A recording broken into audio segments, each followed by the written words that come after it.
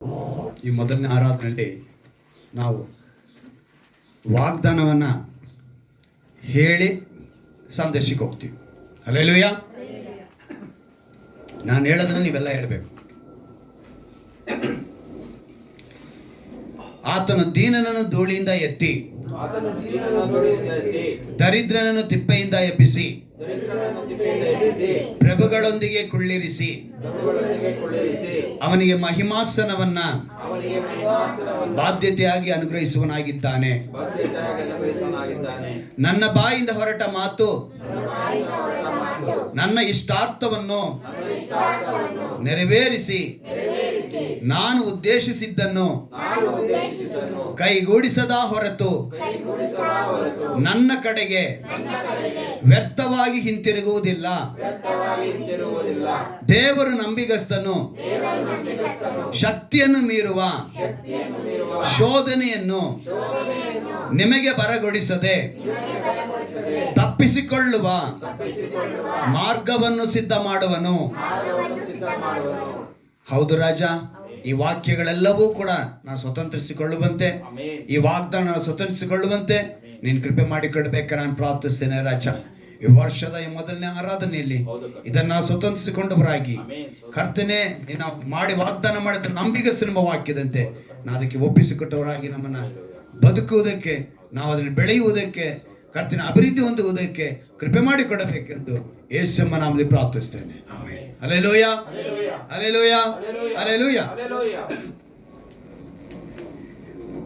ಎಲ್ಲ ವರ್ಷಕ್ಕೆ, ಹೊಸ ವರ್ಷದಲ್ಲಿ ನಮ್ಗೆಲ್ರಿಗೂ ಸಾಮಾನ್ಯವಾಗಿ ಎಲ್ಲರೂ ಹೇಳ್ತಾರೆ, ಹೊಸ ವರ್ಷದಲ್ಲಿ ಹೊಸ ಹೊಸ ಏನ್ ಮಾಡ್ಬೇಕು, ತೀರ್ಮಾನಗಳನ್ನ ಮಾಡ್ಕೋಬೇಕು. ಆದರೆ ನಾವು ವರ್ಷದ ಮೊದಲನೇ ಆರಾಧನೆಯಲ್ಲಿ ಎಲ್ಲ ಏನು ಮಾಡಿದ್ವಿ ಅಂತ ಹೇಳಿದ್ರೆ ವಾಗ್ದಾನವನ್ನು ಧ್ಯಾನ ಮಾಡಿದ್ವಿ. ನಿಮಗೆ ನಾನು ಹೇಳಿದೆ ತೀರ್ಮಾನಗಳು ತೆಗೆದುಕೊಳ್ಬೇಕು ಅಲ್ವಾ. ಈ ವಾಗ್ದಾನಗಳು ಮತ್ತು ದೇವರು ಕೊಡುವಂಥ ವಾಕ್ಯಗಳು ಇದೆಲ್ಲ ಕೇಳಿದ ಮೇಲೆ ನಿಮಗೆ ಅಂತ ಒಂದು ಪ್ರತ್ಯೇಕ ವಾಗ್ದಾನ ಕೊಡ್ತೀವಿ ಅಲ್ವಾ. ಈ ವಾಗ್ದಾನಗಳನ್ನು ನಾನು ಕಳೆದ ದಿವಸದಲ್ಲಿ ಕೂಡ ಹೇಳಿದೆ. ತುಂಬ ಜನ ಇದನ್ನು ವಿರೋಧ ಮಾಡುತ್ತಾರೆ. ಇದೇನು ಲಾಟ್ರಿ ಟಿಕೆಟ್ ಅಂತಾರೆ. ಏನು ಹೇಳ್ತಾರೆ? ಲಾಟ್ರಿನ ನೀವು ತೆಗೆದುಕೊಂಡ್ಬಿಟ್ರೆ ನಿಮಗೆ ಲಾಟ್ರಿ ಬಂದ್ಬಿಡುತ್ತಾ, ಲಾಟ್ರಿ ಟಿಕೆಟ್ ಥರ ಯಾಕೆ ವಾಕ್ಯಗಳನ್ನ ತೆಗಿತೀರಿ ಅಂತೆಲ್ಲ ಹೇಳ್ತಾರೆ. ಕಾರಣ ಏನು ಅಂತ ಹೇಳಿದ್ರೆ, ಈಗ ಚಿಕ್ಕ ಮಕ್ಕಳಿಗೆ, ದೊಡ್ಡವರಿಗೆ ಎಲ್ರಿಗೂ ವಾಕ್ಯಗಳು ಬಂದೈತೆ. ಇವಾಗ ನಿಮ್ಮ ವಾಗ್ದಾನ ತೆಗೆದುಕೊಳ್ಳಿ.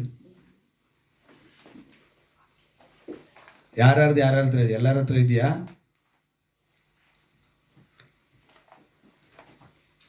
ಈಗ ಈ ವಾಗ್ದಾನಗಳು ನಿಮ್ಮಲ್ಲಿ ಬಂದಿರೋದು ಎಷ್ಟು ಜನಕ್ಕೆ ನಿಮಗೆ ಅದು ನನಗೆ ಕರೆಕ್ಟಾಗಿ ಬಂದಿದೆ ಅಂತ ಹೇಳೋಕ್ಕೆ ನಿಮ್ಮಿಂದ ಸಾಧ್ಯ ಆಗುತ್ತೆ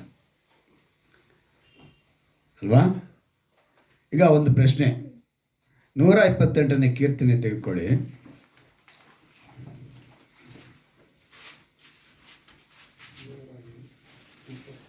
ನೂರ 28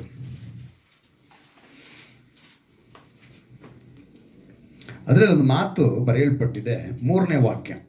ಅದರಲ್ಲಿ ಏನು ಬರೆದಿದೆ ಅಂತ ಹೇಳಿದ್ರೆ, ನಿನ್ನ ಹೆಂಡತಿಯು ಫಲಭರಿತವಾದ ದ್ರಾಕ್ಷಲತೆಯಂತಿರುವಳು ಅಂತೇಳಿ ಒಂದು ಮಾತಿದೆ. ಈ ಮಾತನ್ನ ಮದುವೆ ಆಗದೆ ಇರುವಂತ ಹುಡುಗನಿಗೆ ಬಂದ್ರೆ ಇದನ್ನ ಸ್ವತಂತ್ರಿಸಿಕೊಳ್ಳಕ್ಕೆ ಸಾಧ್ಯನಾ? ಅದೇ ಅಲ್ಲೇ ಮಿಸ್ಟೇಕ್ ಆಗೋದು. ಇದನ್ನೇನು ಹೇಳ್ತಾರೆ ಗೊತ್ತಾ, ಅವನಿಗೆ ಮದುವೆನೇ ಆಗಿಲ್ಲಪ್ಪ, ಅವನ ಹೆಂಗೆ ಹೆಂಡತಿ ಅವನ ಫಲಭರಿತವಾದ ದ್ರಾಕ್ಷಿಲತೆ ಬಂದ್ಬಿಡೈತೆ, ಅದು ಹೆಂಗೆ ನೀನು ಸ್ವತಂತ್ರಿಸ್ಕೊಳ್ತೀಯ ಅಂತ ಒಬ್ಬರು ಪ್ರಶ್ನೆ ಮಾಡ್ತಾರೆ. ವಾಕ್ಯನ ಇಟ್ಟು ಮದುವೆ ಆಗದೆ ಇರೋನಿಗೆ ಬಂದ್ಬಿಟ್ಟಿದೆ ಅಂತ. ಆಯ್ತಾ? ಈಗ ಇನ್ನೊಂದು ಮಾತು ನಿಮ್ಗೆ ಗೊತ್ತಿನ ಕೇಳಿ.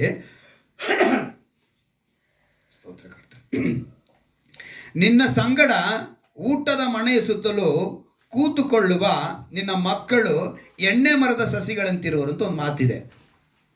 ಮದುವೆಯಾಗಿ 5 ವರ್ಷ 6 ವರ್ಷ ಆದರೂ ಕೂಡ ಮಕ್ಕಳೇ ಇಲ್ಲದೆ ಇರೋರಿಗೆ ಈ ವಾಕ್ಯ ಬಂದ್ಬಿಟ್ಟಿದೆ. ಈಗ ಅವ್ರಿಗೇನು ಹೇಳಬೇಕು? ಇಲ್ಲಿ ಗಮನಿಸಬೇಕು, ವಾಕ್ಯಗಳನ್ನು ಯಾವ ರೀತಿಯಾಗಿ ಯಾವ ಸಂದರ್ಭಕ್ಕೆ ತಕ್ಕ ಹಾಗೆ ಅದನ್ನು ಅರ್ಥೈಸಿಕೊಳ್ಳಬೇಕು ಅನ್ನೋದನ್ನು ಬೋಧಕನಾಗಿರುವಂಥವರು ಹೇಳಿಕೊಡ್ಬೇಕು. ಅದನ್ನು ನಿಮಗೆ ಇವತ್ತು ಅದೇ ಕೆಲಸನೇ ನಿಮಗೆ ಮಾಡೋದು. ನಾನು ಮಾಡ್ತಿಲ್ಲ, ದೇವರು ಮಾಡ್ತಿದ್ದಾರೆ. ಈ ಸಭೆಯಲ್ಲಿರುವಂಥ ಚಿಕ್ಕ ಗುಂಪು, ಈ ಚಿಕ್ಕ ಮಂದೆ ಯಾವುದೇ ಸಮಯದಲ್ಲೂ ನೀವು ವಾಕ್ಯದಿಂದ ಎಡವಿ ಬೀಳೋದಕ್ಕೆ ಅವಕಾಶ ಕೊಡಬಾರ್ದು. ಈಗ ಆ ವಾಕ್ಯ ಬಂದಿದೆ, ಒಬ್ಬ ಮದುವೆ ಆಗದವ್ರಿಗೆ ಆ ಮಾತು ಬಂದಿದೆ. ಆ ಮಾತು ಬಂದರೆ ಆ ವಾಕ್ಯನ ಹೇಗೆ ತೆಗೆದುಕೊಳ್ಳಬೇಕು ಅಂತ ಹೇಳಿ ಯೋಚನೆ ಮಾಡುವಾಗ, ದೇವರ ವಾಕ್ಯವು ಅಂತಃಪುರದಲ್ಲಿರುವ ನಿನ್ನ ಹೆಂಡತಿಯು ಫಲಭರಿತವಾದ ದ್ರಾಕ್ಷಲತೆಯಂತಿರುಳು, ಈ ಮಾತನ್ನ ಹೇಗೆ ತೆಗೆದುಕೊಳ್ಳಬೇಕು ಒಬ್ಬ ಮದುವೆ ಆಗದೆ ಇರುವಂಥ ಯೌವನಸ್ಥ. ಅಂತಃಪುರ ಅನ್ನೋದು ನಿತ್ಯ ಜೀವಕ್ಕೆ ಗುರುತು. ಹೆಂಡತಿ ಅನ್ನೋದು ನಾವು ಮೊದಲಗಿತ್ತಿ, ಅರ್ಥ ಆಯ್ತಾ? ನಾವು ಸಭೆ, ಇದೆಲ್ಲ ಸ್ತ್ರೀಗೆ ಹೋಲಿಕೆಯಾಗಿದೆ. ಇದನ್ನು ಹೇಗೆ ತಿಳ್ಕೋಬೇಕು ಆ ಯೌವನಸ್ಥನು ಅಂತ ಹೇಳಿದ್ರೆ, ನನ್ನ ದೇವರು ನನ್ನ ಸುತ್ತಲೂ ಫಲಭರಿತವಾದ ದ್ರಾಕ್ಷಾಲತೆಯಂತೆ ಇರುವನು. ಹಲ್ಲೆಲೂಯಾ. ನೀನು ಮೊದಲಗಿತ್ತಿ ಆಗಬೇಕು, ಆತನು ಮೊದಲಿಂಗನಾಗಬೇಕು. ಆ ರೀತಿ ತೆಗೆದುಕೊಳ್ಳುವಂಥ ಪರಿಸ್ಥಿತಿಗೆ ಒಬ್ಬ ವ್ಯಕ್ತಿ ವಾಕ್ಯದಲ್ಲಿ ಬೆಳೆಯಬೇಕು. ವಾಕ್ಯದಲ್ಲಿ ಬೆಳೆದೇ ಇರುವವರು ಏನು ಯೋಚನೆ ಮಾಡ್ತಾರೆ, ಏನೇ ಇವಾಗ ಜಾನ್ ಪ್ರಭುಗೆ ಬಂತು ಅಂತ ಇಟ್ಕೊಳ್ಳೋಣ. ಇದೇ ಮಾತು, ಇದೇ ವಾಕ್ಯ ಜಾನ್ ಪ್ರಭುಗೆ ಬಂತು ಅಂದರೆ, ಜಾನ್ ಪ್ರಭುಗೆ ಎಷ್ಟು ವಯಸ್ಸು? ಇನ್ನೂ 5 ವರ್ಷ ಬಂದಿಲ್ಲ, ಆ ಮಗುಗೆ ಬಂದ್ಬಿಟ್ಟಿದೆ. ಹುಟ್ಟಿರೋ ಮಗು ನಾವು ಎತ್ಕೊಳ್ತೀವಿ, ಈ ಥರ ಬಂದ್ಬಿಡ್ತು ವಾಕ್ಯ. 6 ಮಕ್ಕಳು, 3 ಮಕ್ಕಳು, 5 ಮಕ್ಕಳು ಇರುವಂಥ ತಂದೆ ತಾಯಿಗಳಿದ್ದಾರೆ. ನೀನು ಇನ್ನು ಮುಂದೆ ಬಂಜೆ ಎನಿಸ್ಕೊಳ್ಳುವುದಿಲ್ಲ ಅಂತೇಳಿ ಪ್ರವಾದಿ ಹೇಳಿರೋ ಮಾತಲ್ಲಿ ಬಂತು ಅಂತ ಇಟ್ಕೊಳ್ಳಿ. ಅವಾಗೇನಂತ ಯೋಚನೆ ಮಾಡ್ತಾರೆ, ಅದು ಯಾವ ಅರ್ಥ? ವಾಕ್ಯ ಏನಕ್ಕೋಸ್ಕರ ಅಲ್ಲಿ ಹೇಳಲ್ಪಡ್ತಾ ಇದೆ, ಸಂದರ್ಭ ಯಾವುದು? ಇದನ್ನ ನೀವು ಅರ್ಥ ಮಾಡಿಕೊಂಡ್ರೆ ಪ್ರತಿ ವಾಗ್ದಾನಗಳು ನಮ್ಗೆ ಆಶೀರ್ವಾದವಾಗಿರುತ್ತೆ. ಹಲ್ಲೆಲೂಯಾ. ಈಗ ಒಂದು ಕಡೆ ಕೆಲವು ಸಭೆಗಳಲ್ಲಿ ವಾಗ್ದಾನ ಕೊಟ್ಟಿದ್ದಾರೆ, ಅದು ಸ್ಟಿಕ್ಕರ್ ಮಾಡಿ ಕೊಟ್ಟಿದ್ದಾರೆ. ಅದರಲ್ಲಿ ಹಿಂದ್ಗಡೆ ಏನಿಲ್ಲ, ಕಮ್ಯಾಂಡ್ಸ್ ಇಲ್ಲ, ಕಮ್ಯಾಂಡ್ ಇದೆ, ಆಜ್ಞೆಗಳು ಕೊಡಲ್ಪಟ್ಟಿಲ್ಲ. ಆದರೆ ರೆಡಿಮೇಡ್ ಆಗಿ ನಾವು ತೊಗೊಂಬರ್ತೀವಿ. ಈ ರೆಡಿಮೇಡ್ ಆಗಿ ಅದಕ್ಕೆ ಕೆಲವರು ಉಪದೇಶಗಳು ಬಂದಿದೆ. ಏನಂದರೆ, ನೀನು ಅಂಗಡಿಯಲ್ಲಿ ಹೋಗಿ ಬೆಲೆ ಕೊಟ್ಟು ವಾಗ್ದಾನ ತೊಗೊಂಬಂದು ಇನ್ನೊಬ್ಬರು ಕೊಡ್ತೀಯಾ? 100 ರೂಪಾಯಿಗೆ ಒಬ್ಬನು ಒಂದು ಪ್ಯಾಕೆಟ್ ಮಾಡಿ ಮಾರಿಬಿಟ್ರೆ ಅದು ವಾಗ್ದಾನ ನೀನು ಸ್ವತಂತ್ರಿಸ್ಕೊಳ್ಬೋದಾ ಅಂತ ನಮ್ಮನ್ನು ಪ್ರಶ್ನೆ ಮಾಡುವಾಗ ನಾವು ಬಿದ್ದು ಹೋಗದಂತೆ ನಿಂತ್ಕೋಬೇಕು. ನಾವು ಇನ್ನೊಬ್ಬರು ಯಾರು ನಾವು ಕೊರತೆ ಹೇಳೋದು ಬೇಕಾಗಿಲ್ಲ. ನಾವು ಬಿದ್ದು ಹೋಗೋದೇ ಇರೋದಕ್ಕೆ ನಿಮಗೆ ನಾನು ಹೇಳಿಕೊಡ್ತೇವಂಥ ಮಾತುಗಳು. ಆ ರೀತಿ ಹೇಳಿ ನಮ್ಮನ್ನು ಏನು ಮಾಡಬೇಕು? ಯಾಕಂದರೆ ದೀನನನ್ನ ಅಂತ ಹೇಳಿದ್ನಲ್ಲ, ಆತ್ಮೀಕತೆಯಲ್ಲಿ ಬೆಳೆಯೋದಕ್ಕೆ ಬಿಡಲ್ಲ ಅವರು. ಆತ್ಮೀಕತೆಯಲ್ಲಿ ಎಷ್ಟು ಮಟ್ಟಿಗೆ ನಿಮ್ಮನ್ನು ತುಳಿದು ಹಾಕಬೇಕು ಅಷ್ಟವರೆಗೂ ಯೋಚನೆ ಮಾಡ್ತಾನೆ ಸೈತಾನ. ಅದನ್ನು ನಮ್ಮವರಿಂದನೇ ಮಾಡಿಸ್ತಾನೆ, ಬೋಧಕರಿಂದನೇ ಮಾಡಿಸ್ತಾನೆ, ವಿಶ್ವಾಸಿಯಿಂದನೇ ಮಾಡಿಸ್ತಾನೆ. ಬೇರೆಯವ್ರು ಯಾರು ಸಪ್ರೇಟಾಗಿ ನಮಗೆ ಬೇರೆ ಬರಬೇಕಾಗಿಲ್ಲ, ಅವರಿಂದಾನೇ ನಿಮಗೇನಾಗಬೇಕು? ಸೋತು ಹೋಗಬೇಕು. ಆ ವಾಗ್ದಾನಗಳೆಲ್ಲ ಅವ್ರು ಮಾಡಿದ್ದಾರೆ ಅಂತ ಹೇಳಿದ್ರೆ, ನಾವು ಪ್ರಿಂಟ್ ಮಾಡೋಕ್ಕೆ ನಮಗೆ ಯೋಗ್ಯತೆ ಇಲ್ಲ. ಪ್ರಿಂಟ್ ಮಾಡಿರೋ ಹತ್ರ ಕಾಸು ಕೊಟ್ಟು ತಗೊಂಡಿದ್ದೀವಿ ಅಷ್ಟೇ. ನಾವು ಕಾಸು ಕೊಟ್ಟು ತಗೊಂಡಿದ್ದ ಒಬ್ಬನ ವ್ಯಾಪಾರ ನಡೀತು, ಅವನ ಕುಟುಂಬಕ್ಕೆ ಅದು ಆಧಾರವಾಯಿತು. ಅದನ್ನು ಪ್ರಿಂಟಿಂಗ್ ಮಾಡಿದವನಿಗೆ ಅವನಿಗೊಂದು ಆಧಾರ ಆಯಿತು. ದೇವರ ವಾಕ್ಯದಿಂದ 2-3 ಕುಟುಂಬವು ಬದುಕ್ತಾ ಇದೆ. ಅದನ್ನು ನೀನು ತೆಗೆದುಕೊಂಡು ಬಂದು ಅದನ್ನು ಪಾಸಿಟಿವ್ ಆಗಿ ಥಿಂಕ್ ಮಾಡಿ, ಒಳ್ಳೇದಾಗೆ ಥಿಂಕ್ ಮಾಡಿ, ನೀನು ಒಳ್ಳೇದಾಗೆ ಬಿತ್ತಿದ್ರೆ ಬಿತ್ತುವವನಿಗೆ ದೇವ್ರು ಏನು ಮಾಡ್ತೀನಿ ಅಂತ ಹೇಳಿದ್ರು, ಖಂಡಿತವಾಗ್ಲೂ ಅವ್ರ ಮಾತು ವ್ಯರ್ಥವಾಗಿ ಹೋಗಲ್ಲ. ನನ್ನ ಬಾಯಿಂದ ಹೊರಟ ಮಾತು ಏನಾಗ ಅಂತ ಹೇಳ್ತಿದ್ದಾರೆ ಅವರು, ವ್ಯರ್ಥವಾಗಿ ನನ್ನ ಇಷ್ಟಾರ್ಥವನ್ನು, ಅಂದರೆ ದೇವರ ಇಷ್ಟಾರ್ಥವನ್ನು ನೆರವೇರಿಸಿದ ಹಿಂತಿರುಗುವುದೇ ಇಲ್ಲ ಅಂತೇಳಿ ಮಾತು ಕೊಟ್ಟಿದ್ದಾರೆ. ಹಾಗಿರುವಾಗ ನಾವೇನು ಮಾಡಬೇಕು? ಪ್ರತಿಯೊಂದು ವಾಗ್ದಾನ ತೆಗೆದುಕೊಳ್ಳುವಾಗ ಅದು ಅಂಗಡಿಯಿಂದ ತೆಗೆದುಕೊಂಡು ಬಂದ್ವಾ, ಅಥವಾ ಪಾಸ್ಟ್ರು ನಿಮಗೆ ಲಾಟ್ರಿ ಟಿಕೆಟ್ ಥರ ಕೊಟ್ರಾ, ಆ ರೀತಿಯೆಲ್ಲ ಪ್ರಶ್ನೆ ಮಾಡ್ತೀರಾ? ದೇವರು ನನಗೆ ಕೊಟ್ಟಿರುವಂಥ ಒಂದು ವಾಕ್ಯ, ಇದನ್ನು ನಾನು ಭಯಭಕ್ತಿಯಿಂದ ಸ್ವೀಕರಿಸಿ ಇದಕ್ಕೆ ನಾನು ಅರ್ಪಿಸಿಕೊಳ್ಳುತ್ತೇನೆ ಅಂತ ನೀನು ಅಂದುಕೊಂಡ್ರೆ ಅದು ಆಶೀರ್ವಾದ. ಆದರೆ ಪ್ರಪಂಚದಲ್ಲಿರುವಂಥ ಮತೋನ್ಮಾದಿಗಳ ಥರ ಅಥವಾ ತರ್ಕ ಮಾಡೋರ ಥರ, ವಾದ ಮಾಡೋ ಥರ, ಏನ್ರಿ ಅಂಗಡಿಯಿಂದ ತೊಗೊಂಬಂದ್ಬಿಟ್ರೆ ಅದು ನಿಮ್ಗೆ ಸ್ವತಂತ್ರ ಆಗುತ್ತಾ ಅಂತ ಕೇಳೋದು, ಅಥವಾ ಇದು ನನಗೆ ಸ್ವತಂತ್ರ ಆಗೋದಕ್ಕೆ ಇದು ನನಗೆ ಹೇಳಿದ ಮಾತು ಅಂತ ಹೇಳೋದು, ಇವೆಲ್ಲವೂ ಕೂಡ ಆಶೀರ್ವಾದಕ್ಕೆ ತಡೆಯಾಗಿರುವಂಥದ್ದು. ಮೊದಲನೇದಾಗಿ ವಾಗ್ದಾನದ ಬಗ್ಗೆ ನಿಮಗೆ ನಾನು ಪೂರ್ತಿ ತಿಳಿಸ್ಬಿಟ್ಟಿದ್ದೀನಿ. ಎರಡನೇದಾಗಿ ಇವತ್ತಿನ ಈ ವರ್ಷದ ಕ್ಯಾಲೆಂಡರ್ ನಾನು ಯೇಸು ಕ್ರಿಸ್ತನ ಚಿತ್ರಪಟಗಳಿರುವಂಥ ಕ್ಯಾಲೆಂಡರ್ನೇ ನಾನು ಮಾಡಿಸಿದ್ದೀನಿ. ನಿಮ್ಮಲ್ಲಿ ಇದನ್ನೂ ಕೂಡ ಅನೇಕ ಪ್ರಶ್ನೆ ಮಾಡೋರು ಬರ್ತಾರೆ. ನಮಗೆ ದೇವರು ಕೊಟ್ಟಿರುವಂಥದ್ದು ಯಾವುದೇ ರೂಪವನ್ನು ಉಂಟು ಮಾಡಬಾರ್ದು ಅಂತ ಹೇಳಿದೆ. ಇದು ಕೂಡ ಯೇಸುವಿನ ಮುಖ ಅಂತೇಳಿ ನಿಮಗೆ ಎಲ್ರಿ ಆಧಾರ ಸಿಕ್ತು?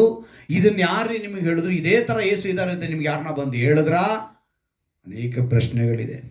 ಯೇಸುವನ್ನು ಕುರಿತು ಹೃದಯದಲ್ಲಿ ಒಂದು ಮುಳ್ಳಿನ ಹೃದಯ ಸಮೇತ ಇಟ್ಟು ಕೈ ಹಿಂಗಿಟ್ಟು ಹಿಂಗೆಲ್ಲ ಚಿತ್ರಗಳು ಬಂದಿದೆಯಲ್ಲ, ಯಾವುದೇ ಚಿತ್ರವಾಗಿರ್ಬೋದು ಅವರವರ ಕಾಲ್ಪನಿಕ ಕತೆಗೆ ಬಿಟ್ಟು ಹೋಗಿದ್ದು. ನಿನ್ನ ಆ ಚಿತ್ರ ಆಗ್ಬೋದು, ಯೇಸುವಿನ ಚಿತ್ರ ಆಗ್ಬೋದು, ಅಥವಾ ಮಾರಿಯಮ್ಮ ಚಿತ್ರ ಆಗ್ಬೋದು, ಮೇರಿಯಮ್ಮ ಚಿತ್ರ ಆಗ್ಬೋದು, ಕಾಳಿ ಚಿತ್ರ ಆಗ್ಬೋದು. ಯಾವ ಚಿತ್ರದಲ್ಲೂ ನಮಗೆ ಯಾವುದೇ ವಿಧವಾದ ಲಾಭ ಇಲ್ಲ. ದೇವರು ಹೇಳಿಕೊಟ್ಟಿರುವಂಥ ಮಾತನ್ನು ಸ್ಪಷ್ಟವಾಗಿ ಅರ್ಥ ಮಾಡ್ಕೋಬೇಕು. ಅರ್ಥ ಆಯ್ತಾ? ಯಾವುದನ್ನು ಪೂಜಿಸಲು ಬಾರದು, ನಮಸ್ಕರಿಸಲು ಬಾರದು, ರೂಪಿಸಲು ಬಾರದು. ಈ ಮಾತನ್ನು ಹೇಳಿದ್ದಾರೆ. ಚೆನ್ನಾಗಿ ಅರ್ಥ ಮಾಡ್ಕೊಳ್ಳಿ. ಹಳೆ ಒಡಂಬಡಿಕೆ ಪೂರ್ತಿ ತನ್ನ ಜನಾಂಗವಾದ ಇಸ್ರಾಯೇಲರಿಗೆ ಮಾತ್ರ ಕೊಟ್ಟ ನಿಯಮ ಆಜ್ಞೆಗಳು, ದಶಾಜ್ಞೆಗಳು ಕೊಟ್ಟು ಅದರಲ್ಲಿ ದೇವರು ಅನೇಕ ನಿಯಮಗಳನ್ನ ಕೊಟ್ಟರು, ಆಜ್ಞೆಗಳನ್ನು ಕೊಟ್ಟರು. ಏನಕ್ಕೆ ಇಸ್ರಾಯೇಲರಿಗೆ ಕೊಟ್ಟರು ಅಂತ ಹೇಳಿದ್ರೆ, ಎಲ್ಲ ಅದ್ಭುತ ನೋಡಿದ್ರು ಕೂಡ ಕೊನೆಗೆ ಎಲ್ಲಿ ಬಂದು ನಿಂತ್ಕೊಂಡ್ರು ಅಂತ ಹೇಳಿದ್ರೆ, ಬಸವನ ರೂಪವನ್ನು ಮಾಡೋದಕ್ಕೆ ಅವ್ರು ಬಂದು ನಿಂತ್ಕೊಂಡ್ರು. ಯಾವ ರೂಪನ? ಅಲ್ಲಿಗೆ ದೇವರಿಗೆ ಕೋಪ ಬಂದು ಯಾವುದನ್ನು ಮಾಡಬೇಡಿ ಏನಂತ ಹೇಳ್ತಿದ್ದಾರೆ ಅವರು. ಯಾವುದನ್ನು ಮಾಡಬೇಡಿ, ನಾನು ನಿಮ್ಮನ್ನು ಎಷ್ಟು ಚೆನ್ನಾಗಿ ನಡೆಸ್ಕೊಂಡು ಬಂದೆ. ಯಾಕಂದ್ರೆ ಈ ಮಾತನ್ನ ಅವ್ರು ಹೇಳೋದಕ್ಕೆ ಕಾರಣ ಅಂದರೆ ನಮ್ಮ ಜನಗಳ ಮೆದುಳಲ್ಲಿ ಏನಿದೆ, ಊಹೆನಲ್ಲಿ ಏನಿದೆ, ಚಿಂತನೆಯಲ್ಲಿ ಏನಿದೆ ಅಂತ ಅರಿತವರಾದರು. ಅದಕ್ಕೆ ಅವರು ಮೋಶೆಯ ಮೂಲಕ ಯಾವುದನ್ನು ಉಂಟು ಮಾಡಬೇಡಿ. ಅದ್ಭುತ ನೋಡಿದ್ದೀರಾ? ನಾನು ಇರುವಾತನು ಅಂತ ಹೇಳ್ತಾರೆ. ಏನಂತ ಹೇಳ್ತಾರೆ? ಇರುವಾತನು ಅಂತ ಹೇಳ್ತಾರೆ. ಇರುವಾತನು ನಾನು ನೀನು ಯಾಕೆ ರೂಪ ಕೊಟ್ಟೆ ಅಂತ ಅವ್ರು ಹೇಳ್ತಾರೆ. ಅದಕ್ಕೆ ರೂಪಿಸಬೇಡ, ಉಂಟು ಮಾಡಬೇಡ ಅಂತೇಳಿ ಅವ್ರು ಹೇಳ್ಕೊಟ್ರು. ಈ ಪೂರ್ತಿ ಇಸ್ರಾಯೇಲರಿಗೆ ಮಾತ್ರ ಕೊಡಲ್ಪಟ್ಟದ್ದು.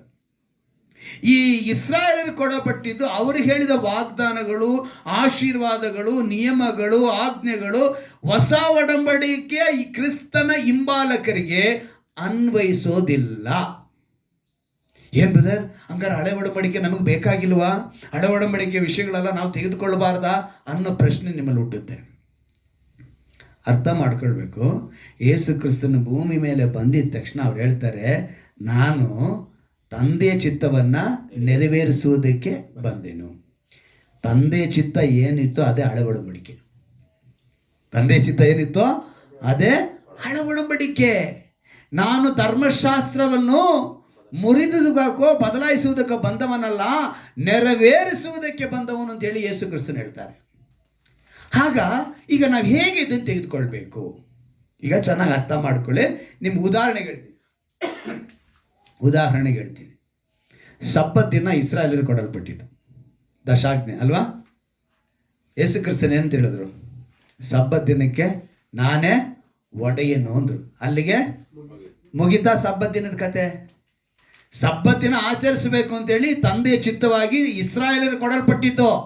ಯೇಸು ಭೂಮಿ ಮೇಲೆ ಬಂದಾಗ ಸಬ್ಬತ್ ದಿನಕ್ಕೆ ನಾನೇ ಒಡೆಯನು ಅಂತ ಹೇಳ್ಬಿಟ್ರು. ಇವಾಗ ನಾವು ಯೇಸು ಕ್ರಿಸ್ತನ ಹಿಂಬಾಲಕರು, ಇವಾಗ ನಾವು ಯಾರನ್ನ ಹಿಂಬಾಲಿಸ್ಬೇಕು?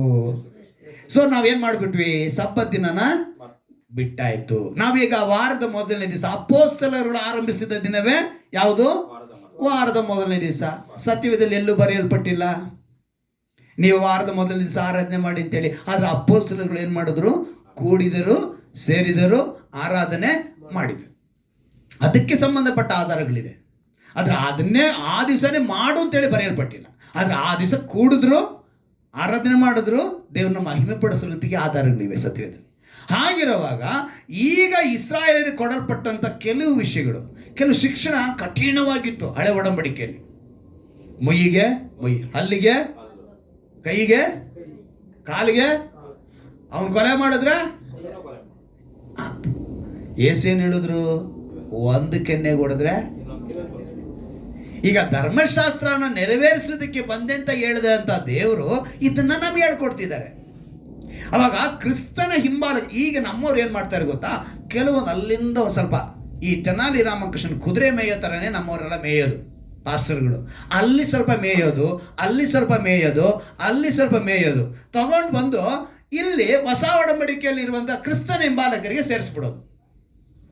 ಈ ಹಳೆ ಒಡಂಬಡಿಕೆಯಲ್ಲಿ ಯಾಜಕನ ವಸ್ತ್ರ ಬೇರೆ ಇತ್ತು. ಯಾಜಕನ ವಸ್ತ್ರ, ಗಂಡಸರ ವಸ್ತ್ರ ಬೇರೆ ಇತ್ತು. ಆ ವಸ್ತ್ರನ ತಗೊಂಬಂದು ಎಲ್ಲಿ ಇಟ್ಟಿರ್ತಾನೆ? ಹೊಸ ಒಡಂಬಡಿಕೆಯಲ್ಲಿ ಗಂಡಸರ ಬಟ್ಟೆನ ಹೆಂಗಸರು ಹಾಕಬಾರ್ದು ಅಂತಾನೆ. ಈಗ ಪೊಲೀಸ್ ಡಿಪಾರ್ಟ್ಮೆಂಟಲ್ಲಿರೋರು ಪ್ಯಾಂಟ್ ಶರ್ಟ್ ಹಾಕಲ್ಲ, ನಮ್ಮ ಯೇಸು ಹೇಳಿದ್ದಾರೆ ಅಂತ ಹೇಳಿದ್ರೆ ಬಿಟ್ಬಿಡ್ತಾರ? ಅಲ್ಲಿಗೆ ಕ್ರೈಸ್ತರಾಗಿರೋರು ಯಾರು ಪೊಲೀಸ್ ಡಿಪಾರ್ಟ್ಮೆಂಟ್ಗೆ ಹೋಗಲೇಬಾರ್ದಾ? ನೇವಿಗೆ ಹೋದ್ರೆ ಯಾವ ಡ್ರೆಸ್ ಹಾಕೋಬೇಕು? ಆರ್ಮಿಗೆ ಹೋದ್ರೆ ಏನು ಡ್ರೆಸ್ ಹಾಕಬೇಕು ಅಲ್ವಾ? ಸ್ವಲ್ಪ ತಿಳುವಳಿಕೆ ಬರಬೇಕು. ಈ ವಸ್ತ್ರ ಯಾವುದರ ಕುರಿತು ಹೇಳಲ್ಪಟ್ಟಿದೆ? ಯಾಜಕನು ಮೆಟ್ಲ ಮೇಲೆ ಹತ್ತುವಾಗ ನಿನ್ನ ಗುಪ್ತಾಂಗವು ಕಾಣಿಸಬಾರದು, ನೀನು ಸೈಡ್ಗೆ ಹೋಗು ಅಂತೇಳಿ ಹೇಳ್ಕೊಡ್ತಾರೆ. ಅಂದರೆ ಅವನ ವಸ್ತ್ರ ಅಂಗಿ. ಇವತ್ತು ಹೆಣ್ಮಕ್ಳು ಹಾಕೊಂಡು ನೈಟಿನೇ, ಆವತ್ತಿನ ಕಾಲದಲ್ಲಿ ನಾನು ನೈಟಿ ಅಂದರೆ ನೈಟಿ ಹಾಕೊಂಡ್ರಿ ಅಂತ ಹೇಳ್ತೀನಿ ನಾನು ಅನ್ಕೋಬೇಡಿ. ಆ ರೀತಿಯಾದ ರೂಪ, ನಿಲುವಂಗಿ, ಅದು ಉದ್ದನೆ ಅಂಗಿ. ಆ ರೀತಿಯಾದ ವಸ್ತ್ರನೇ ಯಾರು ಹಾಕೊಂಡಿದ್ರು? ಯಾಜಕರಿಗೆ. ಇವಾಗ ನಿಮಗೆ ಇನ್ನೂ ಚೆನ್ನಾಗಿ ಗೊತ್ತಾಗಬೇಕು ಅಂದರೆ CSI ಪಾಸ್ಟ್ಗಳಲ್ಲಿ ಹಾಕೋ ಬಟ್ಟೆ ಯಾವ ಥರ ಇದೆ? ಒಂದು ಉದ್ದನೆ ಅಂಗಿ. ಆದರೆ ಇವಾಗಿರೋ ಪಾಸ್ಟರ್ಗಳು ಪ್ಯಾಂಟ್ ಶರ್ಟ್ ಹಾಕಿ ಅದ್ರ ಮೇಲೆ ಹಾಕ್ಕೊಳ್ತಾರೆ. ಆದರೆ ಆವಾಗ ಪ್ಯಾಂಟ್ ಶರ್ಟ್ ಇರಲಿಲ್ಲ ರೀ. ಪ್ಯಾಂಟ್ ಶರ್ಟ್ ಕಂಡು ಹಿಡಿದಿದ್ದು ಇವಾಗ. ಆವಾಗಲೇ ಇದ್ದಿದ್ದ ವಸ್ತ್ರಗಳೇ ಬೇರೆ, ಅವಾಗಿನ ಒಂದು ರೂಪವೇ ಬೇರೆ. ಅದನ್ನು ಏನು ಮಾಡಿದ್ರಲ್ಲಿ ಅವರಿಗೆ ಹೇಳಿಕೊಟ್ರು, ಅದನ್ನು ಧರಿಸ್ಬೇಡಿ ಹೆಂಗಸರಿಗೆ, ಅವರಿಗೆ ವಸ್ತ್ರ ಬೇರೆ ಥರ ಇತ್ತು ಅಂತೇಳಿ. ಆಗ ಹಳೆ ಒಡಂಬಡಿಕೆ ತೊಗೊಂಬಂದು ಇಲ್ಲಿ ಏನು ಮಾಡಬಾರ್ದು? ಈಗ ನಿಮ್ಗೆ ಇನ್ನೂ ಒಂದು ಚೆನ್ನಾಗಿರೋದು ಒಂದು ಮಾತು ನಾನು ಹೇಳ್ಕೊಡ್ತೀನಿ. ಸುನ್ನತಿ ಹಳೆ ಒಡಂಬಡಿಕೆಯಲ್ಲಿ ಏನು ಮಾಡಿದ್ರು? ಯೇಸು ಕೂಡ. ಆದರೆ ಯೇಸು ಮಾಡ್ಕೊಂಡ್ಮೇಲೆ ನಮ್ಗೆ ಮಾಡ್ಕೊಂತ ಹೇಳಿದ್ರಾ? ನಿಮಗೆ ವಾಕ್ಯದ ಸುನ್ನತಿ ಆಗಬೇಕು ಅಂದ್ರು. ಹಲ್ಲೆಲೂಯ. ಯಾವ ಸುನ್ನತಿ? ಈಗ ವಾಕ್ಯದ ಸುನ್ನತಿ ಆಗಿರುವಂಥ ನಾವು ಹಳೆ ಒಡಂಬಡಿಕೆಯಲ್ಲಿ ನಮಗೆ ಬೇಕಾಗಿದ್ದನ್ನೆಲ್ಲ ತಗೊಂಡ್ಬಂದು ಇಲ್ಲಿ ಅಪ್ಲೈ ಮಾಡೋ ಹಾಗಿಲ್ಲ. ಇಸ್ರಾಯೇಲರಿಗೆ ಕೊಟ್ಟಿದ್ದು ಇಸ್ರಾಯೇಲರಿಗೇ. ಯೇಸು ಕ್ರಿಸ್ತ ಅಂದಿಗೆ ಇವಾಗ ನಾನು ಈ ಮಾತು ಹೇಳ್ದಲ್ಲ, ನನಗೆ ಕೆಲವರು ಏನಂತ ಹೆಸರು ಹೇಳ್ತಾರೆ ಗೊತ್ತಾ? ಇವನು ನ್ಯೂ ಟೆಸ್ಟ್ಮೆಂಟ್ ಕ್ರಿಶ್ಚಿಯನ್ ಗಣಪ. ಏನಂತ ಹೇಳ್ತಾರೆ ಇವನು ನನಗೆ? ಇವನು ಹೊಸ ಒಡಂಬಡಿಕೆ ಕ್ರೈಸ್ತನು, ಇವನಿಗೆ ಹಳೆ ಒಡಂಬಡಿಕೆನೇ. ನಾನು ಹಳೆ ಒಡಂಬಡಿಕೆ ಬೇಡ ಅಂತ ನಾನು ಹೇಳಿದೆ. ಹಳೆ ಒಡಂಬಡಿಕೆ ಅನ್ನೋದೇನೆಂದರೆ ಅದು ನೆರಳು, ಹೊಸ ಒಡಂಬಡಿಕೆ ನಿಜ. ನಿಜ ಇದ್ರೆ ನೆರಳು, ನೆರಳಿದ್ರೆ ನಿಜ ಇದೆ ಅಂತ ಅರ್ಥ. ಹಲ್ಲೆಲೂಯ. ನಿಜ ಇಲ್ದಿರ ನೆರಳು ಬರಲ್ಲ, ನೆರಳು ಇಲ್ದಿರ ನಿಜ ಬರಲ್ಲ. ನೆರಳಿತ್ತು ಅಂದ್ರೆ ಅಲ್ಲಿ ನಿಜ ಇದೆ ಅಂತ ಅರ್ಥ. ಅರ್ಥ ಆಯ್ತಾ? ನೆರಳೇನಿದೆ? ಮುಂದಾಗಿದೆ. ಈಗ ಬಿಸಿಲು ಟೈಮಲ್ಲಿ ನಡೆಯುತ್ತೆ, ಕೆಲವು ನೆರಳು ಮುಂದೆ ಇರುತ್ತೆ. ಹೋಗ್ತಾ ಹೋಗ್ತಾ ನೆರಳೇನಾಗುತ್ತೆ? ಸೇಮ್ ಮೆಥಡ್ ದೇವರ ವಿಷಯದಲ್ಲಿ. ಮೊದಲಿದ್ದಂಥ ತಂದೆಯ ವಿಷಯಗಳೆಲ್ಲ ಮುಂದೆ ನೆರಳಾಗಿದ್ದು, ಯೇಸು ಕ್ರಿಸ್ತನ ಹುಟ್ಟಿದ ತಕ್ಷಣ ಎಲ್ಲ ಈ ಕಡೆ ಬಂತು. ಈ ನೆರಳೇನಾಗೋಯ್ತು? ಈ ಕಡೆ ಯೇಸು ಕ್ರಿಸ್ತನ ಕಡೆ ಬಂದ್ಬಿಡ್ತು. ಎಲ್ಲವೂ ಕೂಡ ಆತನೇ. ನಿಮ್ಗೆ ಇನ್ನೂ ಸ್ಪಷ್ಟವಾಗಿ ನಾನು ಹೇಳಬೇಕು ಅಂತ ಹೇಳಿದ್ರೆ, ದೀಕ್ಷಾ ಸ್ನಾನದ ಕುರಿತು ನಾನು ಹೇಳ್ತೀನಿ. ದೀಕ್ಷಾ ಸ್ನಾನ ಹಳೆ ಒಡಂಬಡಿಕೆದವ್ರು ಹೆಂಗೆ ತಗೊಂಡ್ರು, ಹೊಸ ಒಡಂಬಡಿಕೆಯಲ್ಲಿ ದೀಕ್ಷಾ ಸ್ನಾನ ಹೆಂಗಾಯ್ತು ಗೊತ್ತಾಗಬೇಕಲ್ವಾ?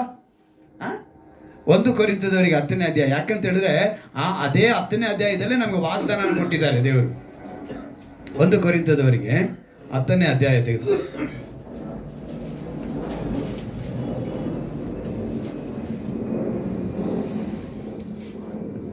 ಓದ್ತೀನಿ, ಗಮನ ಇಟ್ಟು ಕೇಳಿ.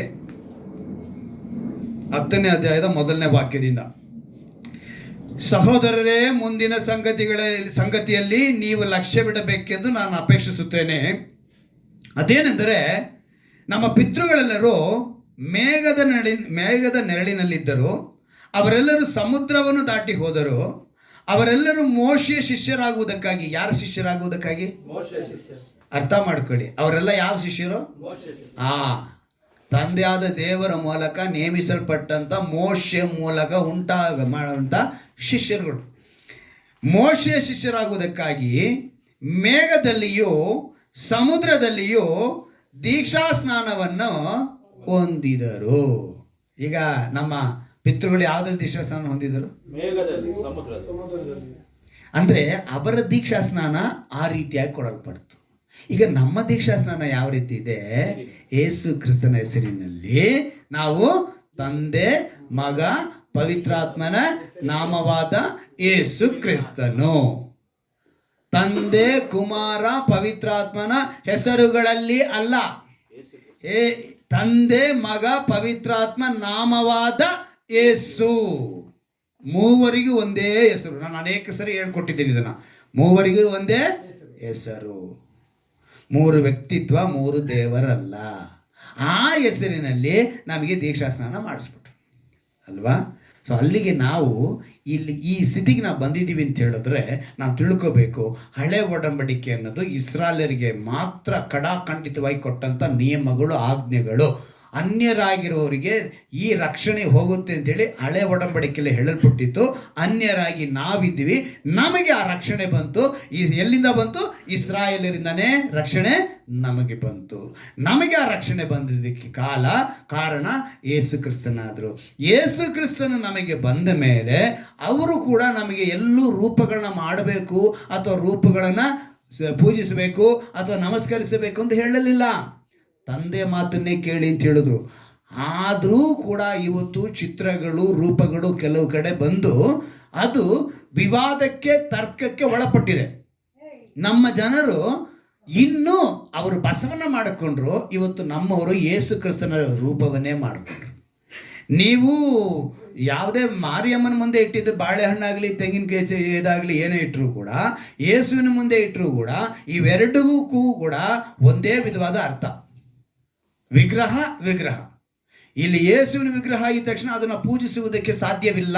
ನಾನು ಅದಕ್ಕೆ ಲಾಸ್ಟ್ ಟೈಮ್ ನಾವು ಕ್ರಿಬಿಟ್ಟಾಗ ಏನು ಮಾಡಿದ್ವಿ, ಇದನ್ನ ಯಾರು ಮುಟ್ಟಲೂಬಾರ್ದು, ನಮಸ್ಕರಿಸಲೂಬಾರ್ದು, ಪೂಜಿಸಲೂಬಾರ್ದು ಅಂತ ಒಂದು ಬೋರ್ಡ್ ಹಾಕಿಟ್ಟೆ. ಏನಕ್ಕೆ ಹಾಕಿಟ್ಟೆ?